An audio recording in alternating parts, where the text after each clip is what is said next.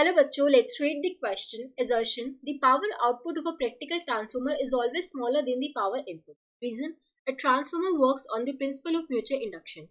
Assertion में क्या कह रहे हैं कि जो पावर आउटपुट होता है प्रैक्टिकल ट्रांसफार्मर का वो हमेशा पावर इनपुट से छोटा आता है. मतलब एक तरह से ये कहना चाह रहा है कि जो एफिशिएंसी होती है प्रैक्टिकल ट्रांसफार्मर की वो हमेशा 100% नहीं होती है. ऐसा क्यों होता है? ऐसा इसलिए होता है कि प्रैक्टिकल ट्रांसफार्मर में कुछ ना कुछ एनर्जी लॉसेस हो जाते हैं जिसकी वजह से हमारी एफिशिएंसी 100% नहीं होती. अब एनर्जी लॉसेस काफ़ी रीजन की वजह से होते हैं. एक तो होता है कि एडी करेंट्स की वजह से, हमारे जो आयरन कोर होता है ट्रांसफार्मर है उसमें चेंजिंग मैग्नेटिक फ्लक्स की वजह से एडी करेंट्स प्रोड्यूस होते हैं जिसकी वजह से एनर्जी वेस्ट हो जाती है काफ़ी.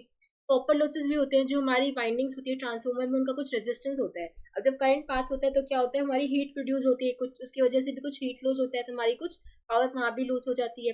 ठीक है, तो फ्लक्स लिंकेज की वजह से भी होता है, वहाँ पे हिस्टेरिसिस लॉस भी होता है. तो काफ़ी एनर्जी वेस्ट होती है इनकी वजह से, जिसकी वजह से जो हमारी पावर आउटपुट होती है वो इनपुट पावर के इक्वल नहीं होती. ठीक है, तो असर्शन बिल्कुल ट्रू है.